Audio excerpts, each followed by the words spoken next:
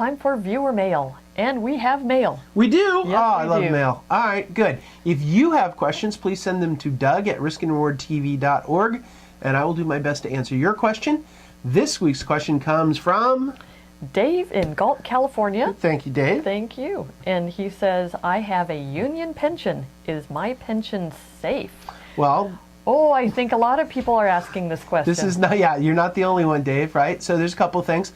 You know, we just found out that Wisconsin did limit collective bargaining. They manipulated the law to take out the fiscal part, right and now. they just they got it through basically. So the collective bargaining rights for health care and pensions and so on in Wisconsin are gone. Essentially gone. I don't want to quote the law since I haven't read it, but you know they were fighting over that. In pensions, generally pensions, which are defined benefit plans, have what's called PBGC or Pension Benefit Guaranty Corporation insurance, but there's a maximum to that. I think the last number I saw was about $54,000 a year that they would pay out, which isn't, you know, a big pension for somebody that was a highly paid person, expects more than that. So you can take a hit on that.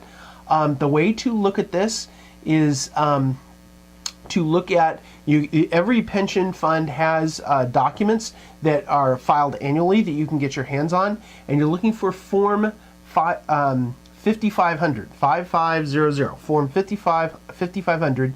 And then look on that form under line, I know this is too technical, line 2A will have the current value of the assets, and line 2B parentheses 4 will have the current amount of the liabilities.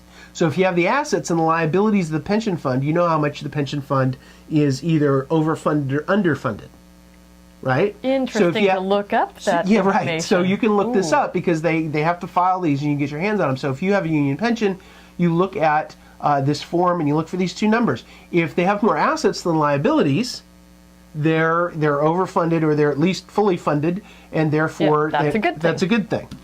It's more likely, though, that they have fewer assets than they have liabilities, and so they owe workers more than assets that they have.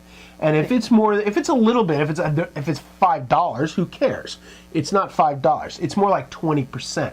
You start looking for 10, 15, 20 or more percent that they're underfunded, you start worrying about whether you're actually going to see that money or not.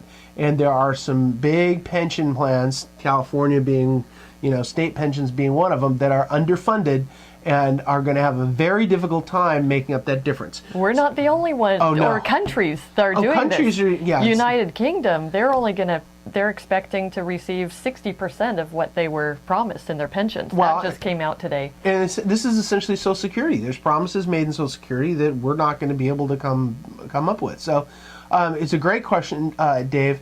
But look at your particular pension plan. So you should be able to get those documents, you know, whoever your pension plan holder is, to find out those things.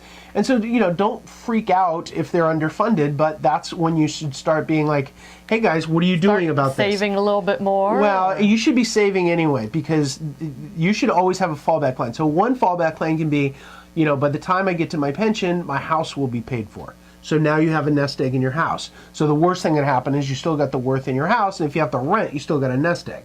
And you should be putting into a 401k and an IRA as well. So, you know, live a little bit less, have a little backup plan, always a good idea. Remember, money is stored work, so store some work outside of this pension plan so you'll have it.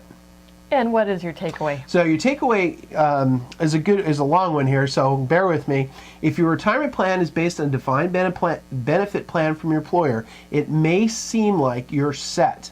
But as we've seen, even stalwarts like GM can get in trouble. And if it's incumbent upon you to stay abreast of the situation and plan accordingly. Just because it doesn't feel very risky doesn't mean there isn't any risk at all.